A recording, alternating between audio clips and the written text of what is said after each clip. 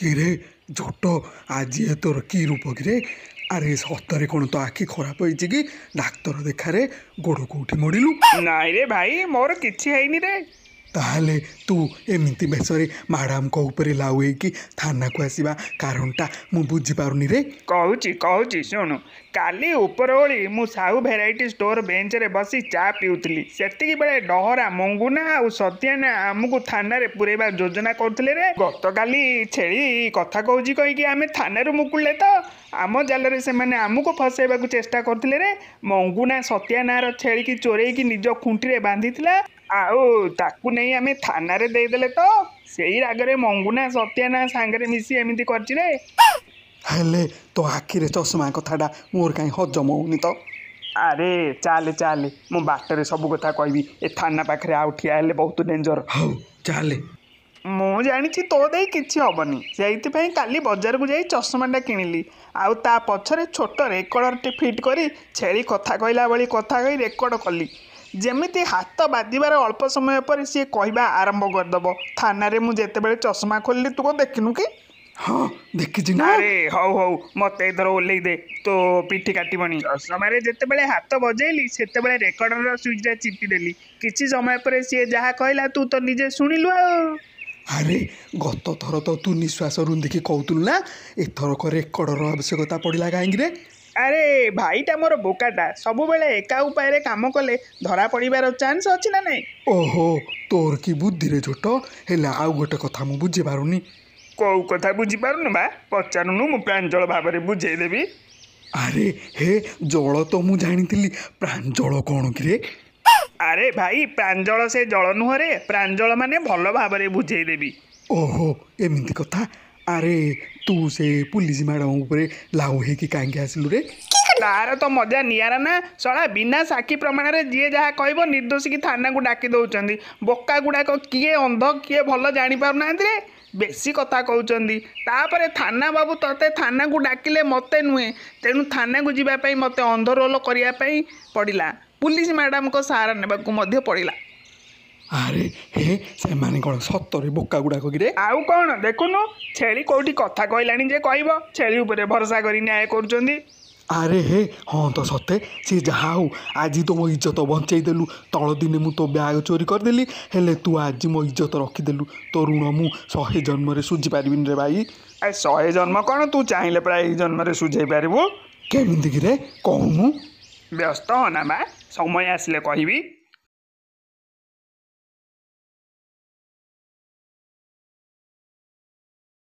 କକା କୁଆଡ଼େ ଆସିଲ କି? କ'ଣ ନବ ନା କ'ଣ? ନାଇଁ, ମୋର କିଛି ନବାର ନାହିଁ। ଆମ ଝୋଟଟା କୁଆଡ଼େ ଦିନ ଯାକ ଯାଇଛି ଯେ ଏପର୍ଯ୍ୟନ୍ତ ଫେରିନି। ଦେଖାହେଲେ ଟିକେ ବେଗି କହିଦବ ଘରକୁ ଫେରିବାକୁ ଆଉ। ହଉ, ତମେ ଯାଅ, ଦେଖାହେଲେ ମୁଁ କହିଦେବି।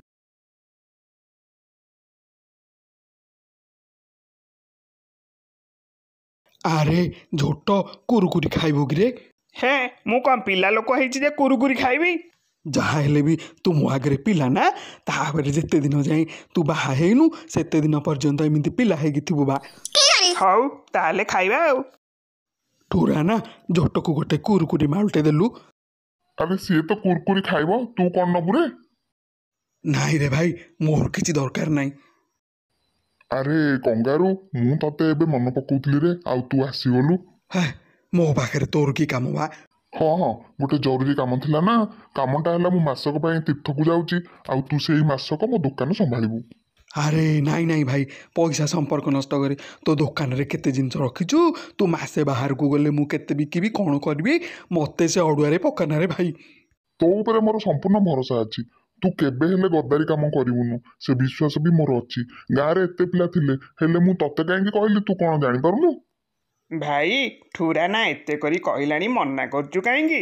ମୁଁ ପୁରା ତୋ ସାଙ୍ଗରେ ଅଛି, ଡରିବାରେ କ'ଣ ଅଛି? ହଉ ତେବେ ନବା ଆଉ। ତୁ କୋଉଠି କ'ଣ ଥୋଇଛୁ, ମୁଁ ପାରିବିଟି? ଆରେ ଯିବା ପୂର୍ବରୁ ମୁଁ ତତେ ସବୁ ଦେଖେଇକି ଯିବିନି?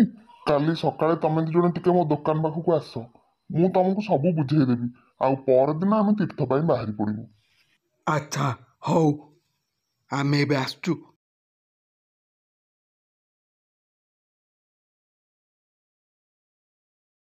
ଆରେ ଝୋଟ, ଠୁରା ନାଁର କେତେ ଘୋରା କିରେ? ଠୁରା ନାଁଟା ଭାରି ଭଲ ଲୋକ ତ, ସେଥିପାଇଁ ତାର ବହୁତ ଗରାଖ। ଦେଖୁନୁ କେତେ ବିଶ୍ୱାସରେ ଆମକୁ ଦୋକାନ ଦେଇକି ମାସକ ପାଇଁ ତୀର୍ଥକୁ ପଳେଇଲା। ହଁ ହଁ ସତ କଥା। ଏଇ ଦୁଇ ଜଣ କଣ ଏଠି ବିତି ବାତିଆ ଦୁଇ ଜଣଙ୍କୁ ଦୋକାନରେ ଛାଡି ଠୁରାନା କୁଆଡେ ଗଲେ? ଭାଇ ଇଏ କ'ଣ ଇଆଡ଼େ କ'ଣ ନବ କିରେ? କିଏ ରେ? ତେନ୍ତୁଳିଟା କି? ଭାଇ ସିଆଡ଼େ ଚାହାନାରେ, ସେଇଟା ଝିଅ ନୁହଁ ନିଆଁଟାରେ। ଏ ରହବା, ନିଆଁଟା ନା ଧୂଆଁଟା? କାଙ୍ଗାଳିଆ ମାନେ ଖାଇଲା ଭଳି କଣ ଦେଖୁଛନ୍ତି ବା? ପଳେଇବି କି? ନାଇଁ ନାଇଁ ରେ, ଜର ହଉଛି, ଯେମିତି ହେଲେ ଔଷଧ ନେଇକି ଯିବାକୁ ହବ, ନହେଲେ ଏଇ ନିଆଁ ଲଗା ଜରଟା ଛାଡିବନି। ଭାଇ ଜର ବଟିକା କଣ ଅଛି କି ଦବ?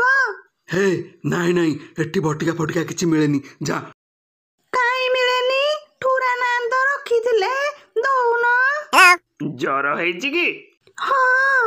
ଭାଇ ମନା କରେ ନା, ଠୁରା ନା କେତେ ଭରସାରେ ଆମକୁ ଦୋକାନ ଛାଡ଼ି ଯାଇଛି। ଆମେ ଯଦି ତା ଗରାଖ ଫେରେଇବା, ସିଏ ଆସିଲେ ଆମକୁ କ'ଣ ଭାବିବ କହିଲୁ? ଆରେ ଆରେ, ଇଏ ତ ଟୋକି ଦେଖିଲେ ପୁରା ଫସି ଯାଉଛି ଆଉ। ହେ ଝୋଟ, ରିକ୍ସ ନେନାରେ, ଆମେ ସବୁ କରିବା ସିନା, ଔଷଧ ବିକିବାନି ରେ। ତମେ ଔଷଧ ନଦେଲେ ମୁଁ ମରିଯିବି ଭାଇ। ନାଇଁ ନାଇଁ, ଔଷଧ କୋଉଠି ଅଛି ମୁଁ ଦେଖିନି। ରହିଥା ଭାଇ, ମୁଁ ଖୋଜିକି ଦଉଛି। ହେଇଟି ଔଷଧ ଦବୁ ଯେ ଯାହା ହବ ତୁ ବୁଝିବୁଟି। ଚୋପାଟା ହବ, ଦେ ବା, ନେ। ଖାଦ୍ୟ ପରେ ସକାଳେ ସନ୍ଧ୍ୟା ଖାଇବୁ, ଅସୁବିଧା ହେଲେ ଆମକୁ କହିବୁନୁ। ନାଇଁ ନାଇଁ, ଏ ଔଷଧ ତ ମୁଁ ସବୁଦିନ ଖାଏ, ଅସୁବିଧା କାଇଁ ଆଜି ହବ? ଭାଇ ଆକୁ କ'ଣ ସବୁଦିନ ଜର ହୁଏ କିରେ? ହେ ତା କଥା ଛାଡ଼ବା, ଦୋକାନ ବନ୍ଦ କରି ଖାଇବାକୁ ଯିବା।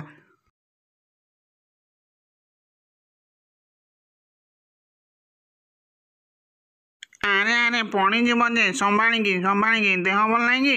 ନାଇଁ ସାରେ, ଔଷଧ ଖାଇକି ମୋ ଦେହ ଖରାପ ହେଇଯାଇଛି। କୋଉ ଡାକ୍ତର ସିଏ ତମ ଦେହ ଖରାପ କଲା? ତା ଫୋନ ନମ୍ବର ଦେଲ, ମୁଁ ତାକୁ ଫୋନ କରେ। 912735611112 ଏଇଟା ଫୋନ ନମ୍ବର ନା ରେଣ ଗାଡ଼ିଟା ମା? ହଉ ଯା ଆଉ ଫୋନ କରିକି ଦେଖେ। ହ୍ୟାଲୋ ସାର୍, ନମସ୍କାର। ରେ ଝୋଟ, ଦେଖୁଛି ମୁଁ କିଏ ଫୋନ କଲାଣି। ହ୍ୟାଲୋ ନମସ୍କାର, ଆପଣ କିଏ କହୁଥିଲେ? ସାରେ ଫ୍ରି ଅଛନ୍ତି? ଆରେ ଝୋଟ, କିଏ ମତେ ସାରେ ବୋଲି ଡାକୁଛି ରେ, ଆଉ ଫ୍ରି ଅଛନ୍ତି ବୋଲି ପଚାରୁଛି ରେ। ସେ ଝିଅ ହଉ, ସମ୍ମାନରେ ସାରେ ବୋଲି ତ ଡାକୁଛି ନା, ଫ୍ରି ଅଛ ବୋଲି କହିଦଉନ। ହଁ ହଁ ଫ୍ରି ଅଛି, ହେଲେ ଆପଣଙ୍କ ପରିଚୟଟା କହୁନାହାନ୍ତି। ସାରେ ମୁଁ ଥାନାରୁ କହୁଥିଲି, ଗୋଟେ ପେସେଣ୍ଟ ଥାନାକୁ ଆସିକି ଅସୁସ୍ଥ ହେଇଯାଇଛି, ଟିକେ ଶୀଘ୍ର ଆସନ୍ତୁ, ତାର ଚିକିତ୍ସା ଦରକାର। ଏ ବାବୁ ଫୋନ ରଖ, ମୁଁ ଡାକ୍ତର ନୁହେଁ, ଭୁଲ ନମ୍ବରକୁ ଫୋନ କରିଛ। ହଁ ସରି ସାର୍। ହ୍ୟାଲୋ, ଆରେ ଭାଇ ପୁଣି କାହିଁକି କଲ୍ କଲ? ଏବେ ତ ଠିକ ନମ୍ବରକୁ ଲଗେଇଛି। ଆରେ ଭାଇ ତମେ ଏବେ ବି ଭୁଲ ନମ୍ବରକୁ ଲଗେଇଛ, ଏ ନମ୍ବରଟା ଡାକ୍ତରଙ୍କର ନୁହେଁ, ଠୁରା ନାଁର। ହଁ ଠୁରା ବାବୁ ତ ଆମ ଫ୍ୟାମିଲି ଡାକ୍ତର, ଦୟାକରି ଶୀଘ୍ର ଆସନ୍ତୁ ସାର୍। ଭାଇ ଯାରେ, କିଏ ଜଣେ ଅସୁସ୍ଥ ଅଛି ବୋଧେ। ତୁ ବାୟା ହେଲୁ କି?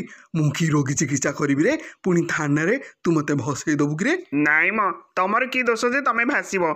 ତମ ପାଖକୁ ତ ଥାନାରୁ ଫୋନ ଆସିଛି ନା। ତାପରେ ଠୁରା ନା କେତେ ଭରସାରେ ତା ପାନ ଦୋକାନର ଦାୟିତ୍ୱ ଆମକୁ ଦେଇକି ଯାଇଛି, ଆମେ କ'ଣ ତା ବିଶ୍ୱାସ ଭାଙ୍ଗିଦେବା? ହଁ ସେଇଟା ଠିକ କଥା ଯେ, ହେଲେ ମୁଁ ଯଦି ସେଠି କ'ଣ ଗଡ଼ବଡ଼ କରିଦିଏ ତେବେ? ତୁ ବ୍ୟସ୍ତ ହନା, ମୁଁ ପରା ତୋ ସାଙ୍ଗରେ ଅଛି। ହଁ, ଯିବା ବେଳେ ଷ୍ଟେଥୋଟା ନେଇକି ଯିବୁ ରେ। ସେଇଟା କ'ଣ କିରେ ଝୋଟ?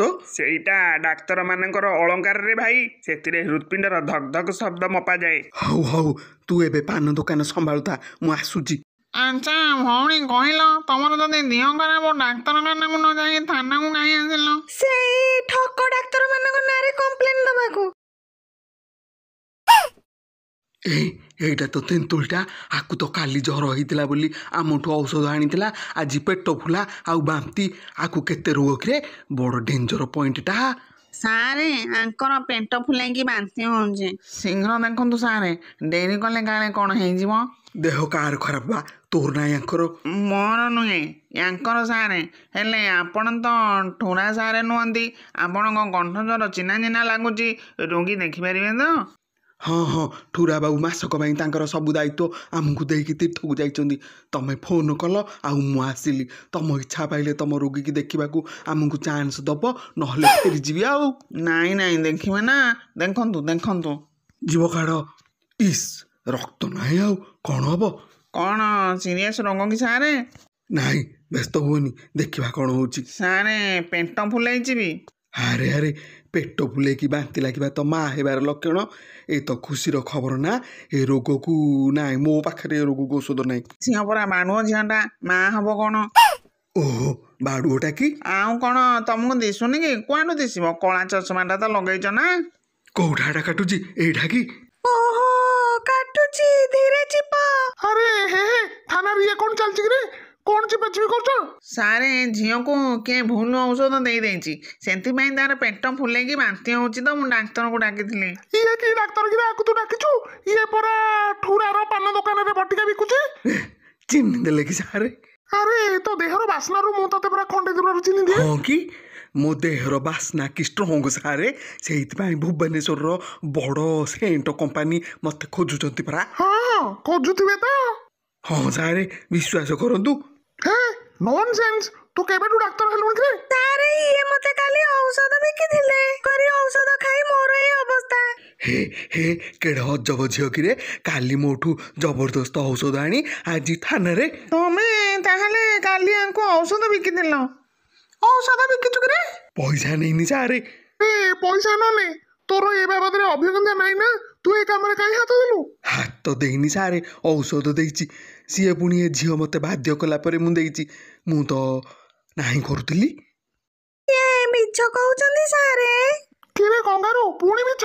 ଅଭିଜ୍ଞତା ନଥାଇ ଔଷଧ ବିକିବା ପାଇଁ କି ଦଫା ଲାଗିବ ଜାଣିଛୁଟି? ଯାହା ଲଗେଇବେ ଲଗାନ୍ତୁ ସାରେ, ଏଥିରେ ମୋର କିଛି ଭୁଲ ନାହିଁ। ଆଙ୍କୁ ଔଷଧ ଦେବାକୁ ମୁଁ ମନା କରୁଥିଲି, ହେଲେ ଇଏ ଜବରଦସ୍ତ ମୋଠୁ ଔଷଧ ନେଇକି ଗଲା। ହେ ତୁ କ'ଣ ଡାକ୍ତର? ସେ ମାଗିଲା ବୋଲି ଔଷଧ ଦେଇଦେଲୁ? ମିଛ କଥା କହୁଛନ୍ତି ସାରେ। କିରେ ସିଏ କ'ଣ ଗୋଟେ କଥା କହୁଛି, ତୁ ଆଉ ଗୋଟେ କଥା କହୁଛୁ? ତତେ ଏଠିକି କିଏ ଡାକିଲା କହିଲୁ? ଏଇ ଧବଳିଆ ବାବୁ, ଆଉ କିଏ? ସାରେ ସତ ମିଛ କ'ଣ ଆପଣ ଏଇଠୁ ଶୁଣନ୍ତୁ, ତାପରେ ଯାହା ନିଷ୍ପତ୍ତି ନେବେ। ଭାଇ ମୋର ଜ୍ୱର ହେଇଛି, ମତେ ଟିକେ ଔଷଧ ଦବ? ହେ ନାଇଁ ନାଇଁ, ତମେ ଯା, ଆମେ ଏଠି ଔଷଧ ବିକୁନୁ। ତମେ ମତେ ଔଷଧ ନଦେଲେ ମୁଁ ମରିଯିବି ଭାଇ। କଙ୍ଗାରୁ ନା, ତାକୁ ଔଷଧ ଦେଇରେ, ନହେଲେ ମରିଯିବ କହୁଛି। ଭାଇ ଔଷଧ ଦେବି ଯେ, ଯାହା ହବ ତୁ ବୁଝିବୁଟି। କିଛି ହବନି ମା, ମୁଁ ତ ଠୁରା ନାଁଠୁ ଏମିତି ଔଷଧ କେତେ ଖାଇଛି। ଏଇଟା କିଏ କହୁଛି କିରେ? ଘଟଣା ଘଟିଲା ବେଳେ ମୁଁ ରେକର୍ଡିଂ କରିଥିଲି ସାରେ, ନହେଲେ ଏ ଝିଅ ଆମକୁ ଫସେଇଥାନ୍ତା। ଏ ଝିଅ, ମୁଁ ତ ଯାହା ଦେଖୁଛି ସବୁ ଦୋଷ ତମର। ଆଉ ବିଚାରା କଙ୍ଗାରୁକୁ ତୁଚ୍ଛାରେ ଫସଉଛ। ଯା, ଭୁଲ ଲୋକଠୁ ଭୁଲ ଔଷଧ ଖାଇଲେ ଏମିତି ହବ। ଆମେ ଏବେ ଆସୁଛୁ ସାର୍। ଆରେ ହେ ଗବର, ତୁ ଏ ନକଲି ଡାକ୍ତରକୁ ଥାନାକୁ ଡାକିଥିଲୁ ନା? ହଉ, ତୋ ପୂଜା ସରୁ, ତୋର ମୋର କଥାବାର୍ତ୍ତା। ଆଜିର ଏ ଘଟଣାରୁ ରଙ୍ଗାଙ୍କର ପ୍ରଭୁ